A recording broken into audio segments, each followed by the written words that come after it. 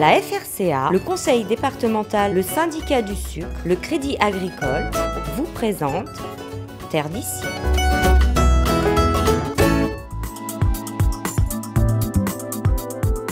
De leur passion pour les palmiers, ils en ont fait leur métier.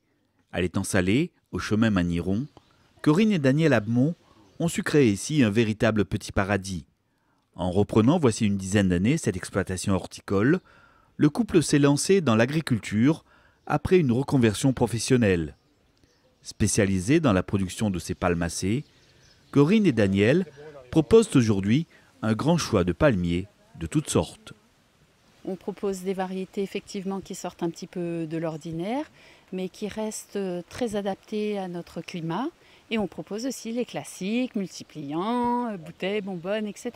Comme on dit, il en faut pour tous les goûts. Absolument.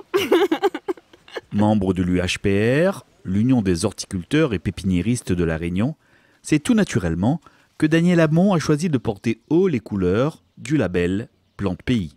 Tout de suite, on a compris la démarche puisque c'est ce qu'on faisait déjà. En fait, le label, c'est la récompense, la reconnaissance de ce qu'on se faisait, c'est-à-dire vendre des plantes qui sont adaptées à notre environnement, des plantes qui sont adaptées au climat, des plantes qui sont issues de graines produites localement. Et donc, il n'y a pas introduction de maladies, il y a la solidité de la plante aussi qui va être adaptée aux prédateurs, aux insectes, etc. Donc c'est une démarche qu'on partage totalement. Pépiniériste passionné, Daniel travaille à l'ancienne, respectant à la lettre toutes les étapes de la plantation. Tout commence ici, après la récolte des graines de palmier. C'est la base de notre métier. Quand on est pépiniériste spécialisé en palmier, tout part de la graine. Donc là, la graine est à maturité, on va les cueillir et on va les préparer pour le semis. Ensuite, ça va prendre à peu près 4 mois pour commencer à germer. Une fois que ça aura germé, on va les laisser dans les bacs pendant environ 1 an.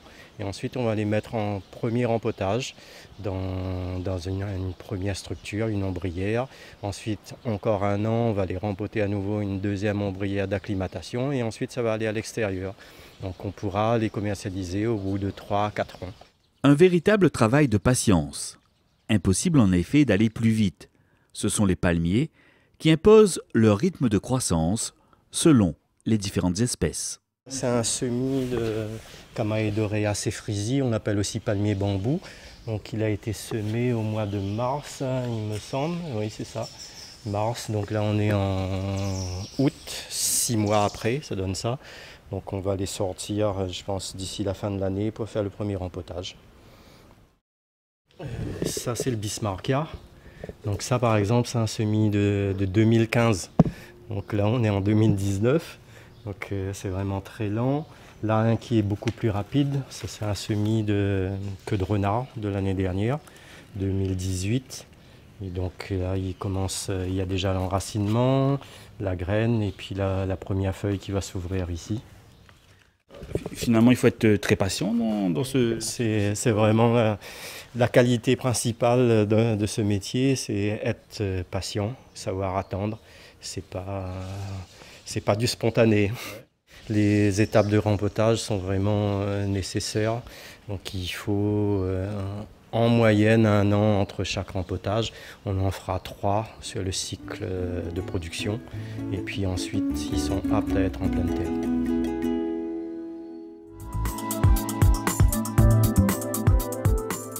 Mais avant leur plantation, les palmiers devront subir une phase d'acclimatation, une étape importante pour leur future croissance. C'est la phase avant de sortir les plantes en plein soleil. Ils vont rester en moyenne 1 an ici. Donc c'est des palmiers encore de taille moyenne. C'est vraiment la phase d'acclimatation où le soleil est filtré, mais légèrement filtré. Ce qui fait que cette plante, ces plantes, quand elles vont être à l'extérieur en plein soleil, elles ne vont pas cramer. Et le client, il aura l'assurance d'une croissance, d'une bonne croissance, et puis il sera adapté à son jardin. C'est la phase où elles s'endurcissent, quoi. C'est ça. Spécialiste du palmier, Daniel conseille également ses clients pour réussir l'aménagement de leur jardin. Souvent, on dit aux gens qui commencent un jardin, il faut le structurer avec, par exemple, des palmiers qui poussent vite et qui vont protéger ensuite les petits en dessous. Et puis, si on a aussi des endémiques ou des arbres fruitiers, les palmiers peuvent tout à fait aller en dessous. Et pareillement, sous les grands palmiers, on peut aussi planter des plantes fleuries, des orchidées sur les troncs et tout ça, ça se marie très très bien. Ce jour-là, Béatrice et Patrice sont à la recherche d'un palmier original qui embellira leur nouvel environnement. Nous, on voulait surtout avoir un coup de cœur déjà, et puis que ça aille avec les conditions de plantation dans le jardin quand même, quoi. Il faut quand même que ça s'acclimate. Donc c'est pas le tout aussi de céder au coup de cœur, mais pour aujourd'hui on a de la chance. Donc on a le coup de cœur qui va aussi avec le jardin et son exposition. Donc tout va bien. Ouais. C'est le Beccario-Phoenix fenestralis, qui est vraiment magnifique avec ici sa palme qui est découpée donc, à la base, et ici c'est refermé. Et même on l'a vu là-bas en pleine terre, c'est vraiment un sujet magnifique. C'est l'avantage justement, on voit en petit et on voit en grand, on peut se projeter et voir ce qui va en devenir dans l'avenir, quoi. Donc voilà que... Donc c'est votre choix là? Oui, c'est notre choix, c'est notre dernier mot. Ce couple-là, donc, il recherchait vraiment l'originalité, quoi. Oui, tout à fait. Il recherchait un palmier qui va en plein soleil, qui ne devienne pas très très grand et surtout qui sorte un petit peu des espèces classiques qu'on a l'habitude de voir. Comme le Paul et Virginie, Bouteille, Bonbonne, il voulait tout à fait autre chose. Architecte paysagiste, Ludovic Franceschi est venu chercher ici l'inspiration pour ses futures réalisations. Moi, en plus de casquettes, je fais aussi bien de l'intérieur que l'extérieur. Mais je considère que l'extérieur, d'abord, c'est la première chose que l'on voit, et c'est une relation qui est continue avec l'intérieur, en fait. On vit à l'intérieur, on vit à l'extérieur, et pour moi, c'est un ensemble. Donc ma démarche, elle est là, et à chaque fois, un contexte différent, un client différent, une ambiance différente.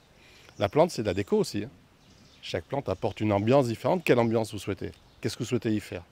Je suis designer, en fait. Forme, fonction. Là, on a vraiment la taille qui va doubler chaque année en pleine terre, avec des feuilles immenses, majestueuses, cette couleur bleue qu'on retrouve nulle part ailleurs. Alors, vous voyez ce palmier, j'ai essayé de l'implanter dans le sud-est de la France où pratiquement on peut avoir, il y a pratiquement toutes les plantes tropicales. Hein. Eh bien lui, non. Pourtant, palme coriace, on a l'impression qu'il va être résistant, il ne résiste pas au froid en fait. Dès que vous approchez les zéros, terminé.